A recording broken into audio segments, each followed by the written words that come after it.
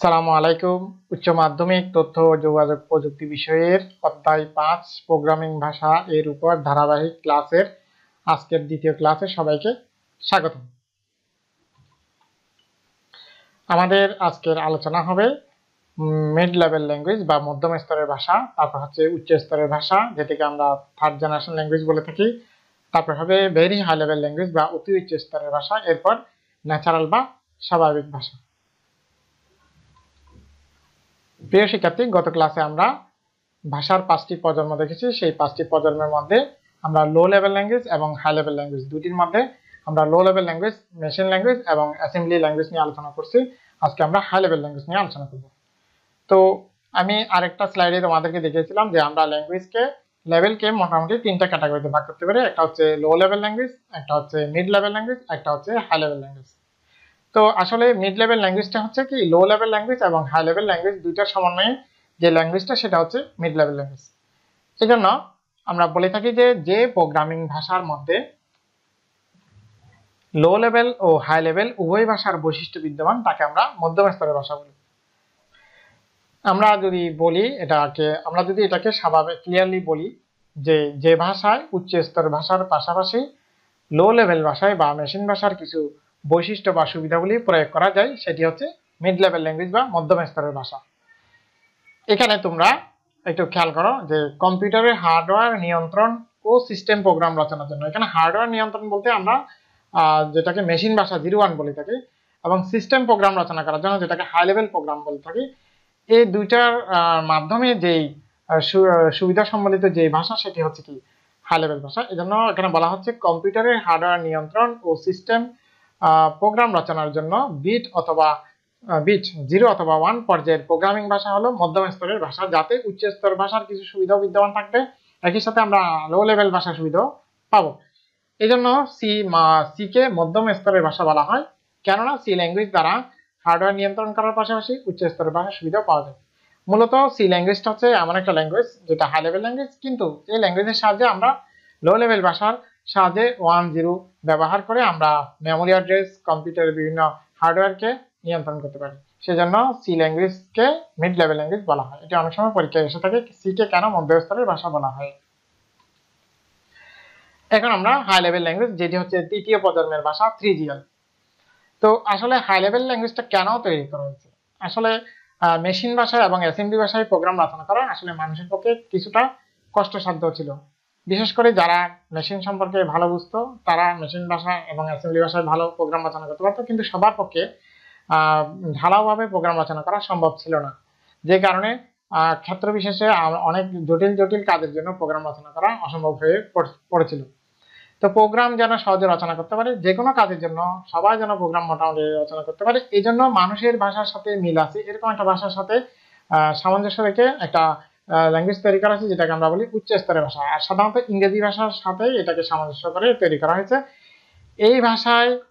এই স্তরের ভাষায় লিখিত প্রোগ্রাম বিভিন্ন ধরনের মেশিনে ব্যবহার করা তখন সম্ভব হয়। অর্থাৎ এই প্রোগ্রাম ভাষা কম্পিউটার সংগঠন নিয়ন্ত্রণের ঊর্ধ্বে। অর্থাৎ এই উচ্চ স্তরের ভাষায় যদি প্রোগ্রাম রচনা করা হয় এবং সেই প্রোগ্রাম রচনা করার জন্য কম্পিউটারের হার্ডওয়্যার সম্পর্কে আমাদের জানার প্রয়োজন নেই, অর্থাৎ হার্ডওয়্যারকে সরাসরি নিয়ন্ত্রণের প্রয়োজন নাই, বা অভ্যন্তরীণ যন্ত্রাংশ পার্ট সম্পর্কে আমাদের ধারণার প্রয়োজন নাই। এই জন্য এটাকে উচ্চ স্তরের ভাষা বলা হয়। এটি মানুষের জন্য খুব সহজ, এবং কম্পিউটার সরাসরি যদিও বুঝতে পারে না, এই জন্য এটার জন্য অনুবাদক প্রোগ্রামের প্রয়োজন হয়, এবং যাতে মেশিন সেটাকে মেশিন ভাষায় রূপান্তর করে নিতে পারে। যে ভাষাটা মানুষের ভাষার সাথে মিল আছে, মানুষ সহজে রচনা করতে পারে, এবং যে কোনো মেশিনের জন্য প্রোগ্রাম রচনা করা যায়। এক মেশিনের জন্য তৈরি প্রোগ্রাম অন্য মেশিনেও চলে, শুধু সমস্যা হচ্ছে যে মেশিন সরাসরি বোঝে না, এই জন্য মেশিনকে অনুবাদক প্রোগ্রামের সাহায্য নিতে হবে, যার সাহায্যে মেশিন এটাকে মেশিন ভাষায় রূপান্তর করে। তবে আমরা এখানে একটা ইনফরমেশন দিচ্ছি তোমাদেরকে, সেটি হচ্ছে লো লেভেল ভাষায় অর্থাৎ মেশিন ভাষায় যে কোডগুলো লেখা হয় সেগুলো হচ্ছে কি অবজেক্ট কোড, আর উচ্চতর ভাষায় যে কোড লেখা হয় সেটা হচ্ছে সোর্স কোড। হ্যাঁ, মেশিন ভাষার প্রোগ্রামকে বলা হয় অবজেক্ট প্রোগ্রাম, আর উচ্চতর ভাষায় লিখিত প্রোগ্রামকে আমরা বলবো সোর্স প্রোগ্রাম। তো উচ্চতর ভাষাকে মূলত দুইটা ক্যাটাগরিতে ভাগ করা হয়, একটা হচ্ছে সাধারণ কাজের, একটা হচ্ছে বিশেষ কাজের ভাষা। অনেকগুলো উচ্চতর ভাষা আছে, যেমন BASIC, FORTRAN, COBOL, Pascal, Java, Oracle ইত্যাদি ইত্যাদি। অনেকগুলো ল্যাঙ্গুয়েজ আছে, হাই লেভেল ল্যাঙ্গুয়েজ, যেগুলোর সাহায্যে আমরা প্রোগ্রাম রচনা করে বিভিন্ন রকম সমস্যা সমাধান করতে পারি। কিন্তু উচ্চতর ভাষাকে দুইটা ক্যাটাগরিতে ভাগ করা হয়েছে, একটা হচ্ছে সাধারণ কাজের ভাষা, একটা হচ্ছে বিশেষ কাজের ভাষা। সাধারণ যেসব কাজ দৈনন্দিন আমরা যে সকল কাজ করার জন্য যে সকল প্রোগ্রাম সফটওয়্যার ইউজ করি সেগুলো তৈরি করার জন্য সাধারণত এক ধরনের ল্যাঙ্গুয়েজ রয়েছে। আবার বিশেষ বিশেষ কাজ করার জন্য, স্পেসিফিক কিছু কাজ করার জন্য ওই ধরনের প্রোগ্রাম তৈরি করার জন্য কিছু স্পেসিফিক প্রোগ্রামিং ল্যাঙ্গুয়েজ রয়েছে। এবং আমরা এখানে দেখলে বুঝবো যে যেসব ভাষা সব ধরনের কাজের উপযোগী সাধারণ তারা হচ্ছে সাধারণ কাজের ভাষা নামে পরিচিত। যেমন বেসিক, এটা একটা ল্যাঙ্গুয়েজ যেটা সাহায্যে আমরা সাধারণ কাজের জন্য কিছু সফটওয়্যার বা প্রোগ্রাম বানাতে পারি। প্যাসকেল, সি, এই যে আমরা এখন কম্পিউটার রান করতেছি, আমি এই কম্পিউটারের সাহায্যে আমি তোমাদের ক্লাসটা রেকর্ড করলাম। এই যে এখানে যে অপারেটিং সিস্টেম আছে উইন্ডোজ, এই উইন্ডোজটাও সি দিয়ে তৈরি করা হয়েছিল। এরপর হচ্ছে বিশেষ কাজের ভাষা। আবার আমরা সবাই মোবাইলে প্রোগ্রাম অ্যাপস ডাউনলোড করে মোবাইল অপারেট করতে পারি, অ্যাপস ডাউনলোড করতে পারি। মোবাইলে যে প্রোগ্রামগুলো রয়েছে সেগুলো সাধারণত জাভা প্রোগ্রাম দিয়ে তৈরি করা হয়েছে। এগুলো হচ্ছে সাধারণ কাজের ভাষা। আবার কিছু ভাষা রয়েছে যেগুলো স্পেশালি শুধু একটা নির্দিষ্ট কাজের জন্য ব্যবহার করা হয়, যেমন কোবল। এটা হচ্ছে বাণিজ্যিক পারপাস, মানে বিজনেস পারপাসে যে সকল বাণিজ্যিক সফটওয়্যার তৈরি করা হয় সেগুলো হচ্ছে কোবল ল্যাঙ্গুয়েজ দিয়ে তৈরি করা হয়। এরপরে অ্যালগল, ফোরটান ইত্যাদি বিভিন্ন রকম বৈজ্ঞানিক গবেষণা কাজের জন্য স্পেসিফিক কিছু ল্যাঙ্গুয়েজ রয়েছে। হ্যাঁ, তো আমি এটা একটু এখানে একটু বোঝানোর চেষ্টা করি যে বাণিজ্যিক প্রয়োগের ভাষা। যেমন কোবলের পুনরূপ হচ্ছে কমন, সিও মানে কমন, বিজনেস বিতে, ওরিয়েন্টেড ওতে, অ্যালটা হচ্ছে language, common business oriented language. এটি বহুল একটি বাণিজ্যিক প্রয়োগের ভাষা। এই ভাষার সাহায্যে ফাইল, রেকর্ড, ফিল্ড ইত্যাদি ডাটাবেস সংশ্লিষ্ট কাজ, তারপর হচ্ছে ডাটা রাখা ইত্যাদি গুরুত্বপূর্ণ হিসাব নিকাশের কাজ ইত্যাদি গুরুত্বপূর্ণ কাজগুলো করা হয়ে থাকে। আরেকটা হচ্ছে বৈজ্ঞানিক প্রয়োগের ভাষা, যেমন শক্তিশালী গাণিতিক কাজের ক্ষমতা, বিভিন্ন রকম ডাটা অ্যানালাইসিস করা, গাণিতিক ফাংশন, গাণিতিক ফর্মুলা, ম্যাট্রিক্স ইত্যাদি ব্যবহার করে অ্যানালাইসিস করে ডাটা অ্যানালাইসিস করার ক্ষমতা, ডাটা রাখার ক্ষমতা ইত্যাদি ইত্যাদি। এইগুলোর সাহায্যে এই কাজগুলোর জন্য সাধারণত কিছু বৈজ্ঞানিক কাজের জন্য কিছু প্রোগ্রাম তৈরি করা হয়, সফটওয়্যার তৈরি করা হয়, যেগুলোর জন্য বিশেষ করে ফোরটান, অ্যালগল এই ধরনের ল্যাঙ্গুয়েজ ব্যবহার করা হয়। তাহলে প্রিয় শিক্ষার্থী, আমরা যেটা বুঝলাম যে উচ্চতর ভাষার জন্য মূলত প্রোগ্রামটা এত ডেভেলপ হয়েছে, প্রোগ্রাম এত সহজে প্রোগ্রাম রচনা করা যাচ্ছে। তো আমরা উচ্চতর ভাষার কিছু ব্যবহার এখানে দেখে নিচ্ছি। তোমরা একটু কম্পিউটার পজ করে তোমরা ভিডিওটা পজ করে একটু দেখে নিবে। এখানে অনেক কাজে, যে বড় প্রোগ্রাম তৈরির কাজে, ডাটা প্রসেসিং এর কাজে, প্রচুর মেমোরি, যেসব ক্ষেত্রে প্রচুর মেমোরি প্রয়োজনে সেসব সফটওয়্যার তৈরির কাজে, জটিল গাণিতিক হিসাব নিকাশের কাজে, অ্যাপ্লিকেশন বা অ্যাপস তৈরির কাজে, বিভিন্ন সিস্টেমে অটোমেটিক প্রসেস কন্ট্রোল কাজ, যেমন বিভিন্ন কলকারখানা মেশিনারি যন্ত্রপাতিগুলো অটোমেটিক নিয়ন্ত্রণ করা হয়, কম্পিউটারের সাহায্যে অটোমেটিক নিয়ন্ত্রণ করা হয়, স্বয়ংক্রিয়ভাবে নিয়ন্ত্রণ করা হয়। এক্ষেত্রে বিভিন্ন সফটওয়্যার প্রোগ্রাম বা সফটওয়্যার ব্যবহার করা হয়। সেক্ষেত্রে এই হাই লেভেল ল্যাঙ্গুয়েজ ব্যবহার করে এই সফটওয়্যারগুলো রচনা করা হয়। তাহলে আমরা হাই লেভেল ভাষার কি কি সুবিধা দেখতে পাই? অনেকগুলো সুবিধা আছে, আমি উল্লেখযোগ্য কয়েকটা এখানে নিয়ে আসলাম। যে হাই লেভেল ভাষায় লিখিত প্রোগ্রাম যে কোনো কম্পিউটারে ব্যবহার করা যায়, অর্থাৎ আমাদের মেশিন সম্পর্কে বা কম্পিউটার অভ্যন্তরীণ কাঠামো সম্পর্কে জানার প্রয়োজন হয় না। মানুষের পক্ষে লো লেভেল ভাষার চেয়ে হাই লেভেল ভাষা শেখা অনেক সহজ। হাই লেভেল ভাষায় তাড়াতাড়ি প্রোগ্রাম লেখা যায়। এছাড়া আরো আছে, যেমন খুব সহজে ত্রুটি থাকলে সেটা ফাইন্ড আউট করে আমরা সংশোধন করতে পারি। অসুবিধা আছে যে এই ভাষা কম্পিউটার সরাসরি বুঝে না, তাই এই ভাষায় লিখিত প্রোগ্রাম কম্পিউটারে চালাতে হলে অনুবাদক প্রোগ্রাম প্রয়োজন হয়। আর অনুবাদক প্রোগ্রাম মেমোরিতে জায়গা বেশি নেই, আর রান করতেও সময় লাগে, মেমোরি বেশি দরকার হয়, তাই এটা লো লেভেল ভাষার তুলনায় কম দক্ষ। এই ভাষা লো লেভেল ভাষা থেকে কম অনমনীয়, ল্যাক অফ ফ্লেক্সিবিলিটি, অর্থাৎ মেশিন ভাষায় যতটা ইজি, যেভাবে ইচ্ছা আমরা প্রোগ্রাম রচনা করতে পারলেও মেশিন হাই লেভেল ভাষায় অতটা ইজি নয়, এই জন্য ল্যাক অফ ফ্লেক্সিবিলিটি, অনমনীয় বলা হয়েছে ইত্যাদি। তোমরা বই দেখে আরো অনেকগুলো সুবিধা অসুবিধা পাবা, সেগুলো একটু দেখে নিবা। জাস্ট আমি মূল বিষয়গুলো তোমাদের সামনে উপস্থাপন করলাম।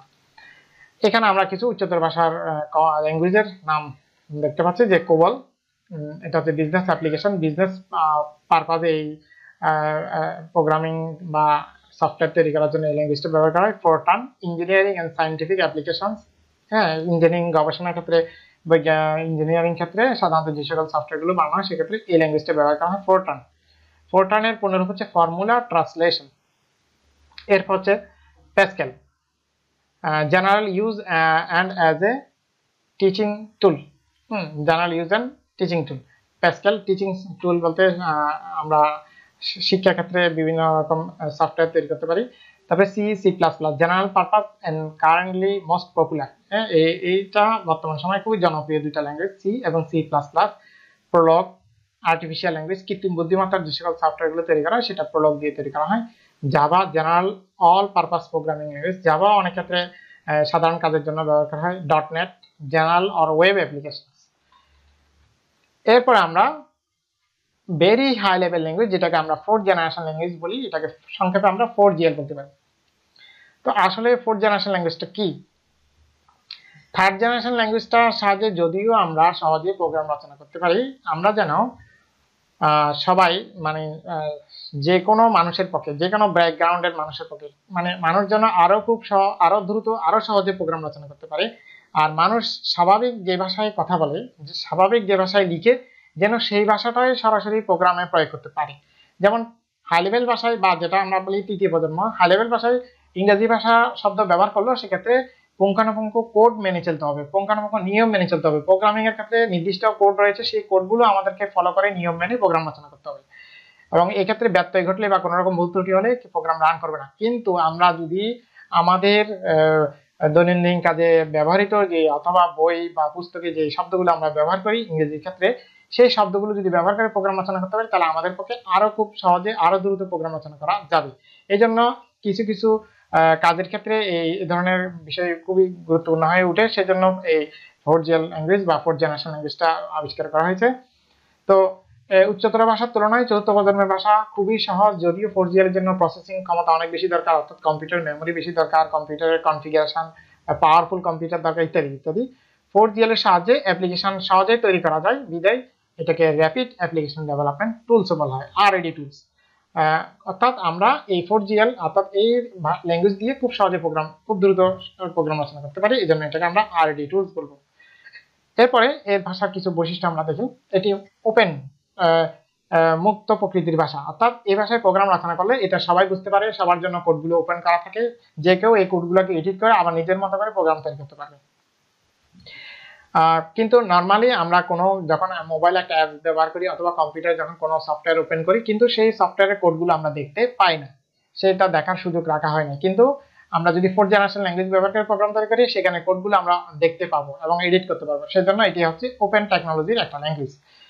এটি ন্যাচারাল বা স্বাভাবিক ভাষার মতো, তাই প্রোগ্রাম রচনা করা অত্যন্ত সহজ। যেটি আমি ইতিপূর্বে বলছি যে আমরা যে শব্দগুলো ব্যবহার করি দৈনন্দিন কাজে, আমরা যে জেনারেল অর্থে যে শব্দগুলো ব্যবহার করি, সেই একই অর্থে সেই শব্দগুলো ব্যবহার করা হয় প্রোগ্রাম রচনার ক্ষেত্রে, যে কারণে অত্যন্ত সহজ। তারপরে ডেটাবেস ব্যবহার করে ডাটা সংরক্ষণ, কোয়েরি, রিপোর্ট ইত্যাদি তৈরির ক্ষেত্রে এই কাজটা খুব সহজে করা যায় এই ল্যাঙ্গুয়েজের সাহায্যে। অর্থাৎ আমরা যে বিপুল পরিমাণ ডাটা আমরা যদি কম্পিউটারে স্টোর করি, সেখান থেকে প্রয়োজনীয় ডাটা আমরা খুঁজে বের করি, রিপোর্ট তৈরি করি, কোয়েরি করি, এই ধরনের কাজগুলোর ক্ষেত্রে সাধারণত 4GL ল্যাঙ্গুয়েজ ব্যবহার করা হয়। একটি কমান্ড লেখার সাথে সাথে কম্পাইল হয়ে যায়, অর্থাৎ 4GL ল্যাঙ্গুয়েজটা হচ্ছে এমন যে কোনো কমান্ড লিখলে আমরা সেটার সাথে সাথে সেটা অনুবাদ হয়ে কম্পিউটারে মেশিনের বোঝার উপযোগী হয়ে যায়, বোধগম্য হয়ে যায়। আর কিছু অসুবিধা রয়েছে 4GL এর, যে অনেক বেশি মেমোরির প্রয়োজন হয়, প্রোগ্রাম আকার অধিকাংশ সময় অনেক বড় হয়, প্রোগ্রাম বড় বড় হয়, মেশিন ভাষায় রূপান্তরের জন্য ইন্টেলিজেন্ট কম্পাইলারের প্রয়োজন হয়। ইন্টেলিজেন্ট মানে অনেক স্মার্ট একটা অনুবাদক প্রোগ্রামের দরকার হয়, যেহেতু এখানে মানুষের ব্যবহৃত ভাষা বা মানুষের বোধগম্য শব্দগুলো ব্যবহার করে, সেই জন্য এটাকে কয়েকটা লেভেলে তারপর গিয়ে মেশিন ভাষায় রূপান্তর করতে হয়, এই জন্য ইন্টেলিজেন্ট কম্পাইলারের প্রয়োজন হয়। কম্পিউটার হার্ডওয়্যারের ধারণ ক্ষমতার উপর নির্ভরশীল, মানে অনেক পাওয়ারফুল কম্পিউটার, অর্থাৎ হার্ডওয়্যার গুলো অনেক পাওয়ারফুল হতে হয়, এই হচ্ছে বিষয়। সর্বশেষ টপিক হচ্ছে ফিফথ জেনারেশন ল্যাঙ্গুয়েজ। এটা হচ্ছে স্বাভাবিক বা ন্যাচারাল ল্যাঙ্গুয়েজ। হ্যাঁ, অর্থাৎ আমরা যদি স্বাভাবিক ভাষায় যদি আমরা কথা বলি, স্বাভাবিক যে ভাষা ব্যবহার করে আমরা দৈনন্দিন মনোভাব প্রকাশ করি, সেরকম সেই ভাষাকে যদি আমরা কম্পিউটারকে ব্যবহার করতে পারি, সেই ভাষায় যদি আমরা মেশিনের সাথে কমিউনিকেট করতে পারি, তাহলে সেই ভাষাটা হবে, সেই ভাষার সাথে যদি আমরা প্রোগ্রাম রচনা করতে পারি, তাহলে সেটাকে বলা হবে ফিফথ জেনারেশন ল্যাঙ্গুয়েজ। এটা প্রক্রিয়াধীন রয়েছে। এটা এই ধরনের মানুষের ন্যাচারাল ভাষাগুলোকে সরাসরি যন্ত্রকে বোঝানোর উপযোগী করে প্রোগ্রাম তৈরির চেষ্টা চলছে, অলরেডি অনেক ক্ষেত্রে সফল হয়েছে। তো এখানে বলা হচ্ছে যে পঞ্চম প্রজন্মের প্রোগ্রামের ভাষা হিসাবে মানুষের স্বাভাবিক বা ন্যাচারাল ল্যাঙ্গুয়েজকে ব্যবহার করার চেষ্টা করা হচ্ছে। বর্তমানে এই প্রচেষ্টা অনেক দূরে গিয়েছে। ন্যাচারাল ল্যাঙ্গুয়েজ দুই প্রকার, একটা হচ্ছে মানুষের ভাষা যেমন ইংরেজি, বাংলা, আরবি, স্প্যানিশ ইত্যাদি। অন্যটি হলো প্রোগ্রামিং ল্যাঙ্গুয়েজ, যা মানুষের ভাষা ব্যবহার করে কম্পিউটারের সাথে স্বাভাবিক সম্পর্ক তৈরি করে, অর্থাৎ আমি যে ভাষায় কথা বলবো সেই ভাষা যেন কম্পিউটার বা যন্ত্র বুঝতে পারে। এইটা করার জন্য যে প্রোগ্রাম সেটা হচ্ছে কি ফিফথ জেনারেশন ল্যাঙ্গুয়েজ। এটার জন্য স্মার্ট বা ইন্টেলিজেন্ট কম্পাইলারের প্রয়োজন হয়। অনেক ক্ষেত্রে আমরা সাকসেস হয়েছি, আমরা অনেক সময় মোবাইলে বা কোন একটা রোবটকে আমরা কি মানুষের আমরা স্বাভাবিক ভাষায় কথা বলেও কমান্ড করতে পারছি, নিয়ন্ত্রণ করতে পারতেছি। মোবাইলে আমরা অনেক ফাংশন অপারেট করতে পারছি, টাইপ করতে পারতেছি, মুখে বললেও সেটা টাইপ হয়ে যাচ্ছে বা সেটাকে রেকর্ড করে নিচ্ছি ইত্যাদি। তারপর হচ্ছে ন্যাচারাল ল্যাঙ্গুয়েজ, সাধারণত অনেকটা ইংরেজি ভাষার মতো মানুষের মতো স্বাভাবিক ভাষা কম্পিউটারে ব্যবহারের জন্য এখন অনেক পরীক্ষা নিরীক্ষা চলছে।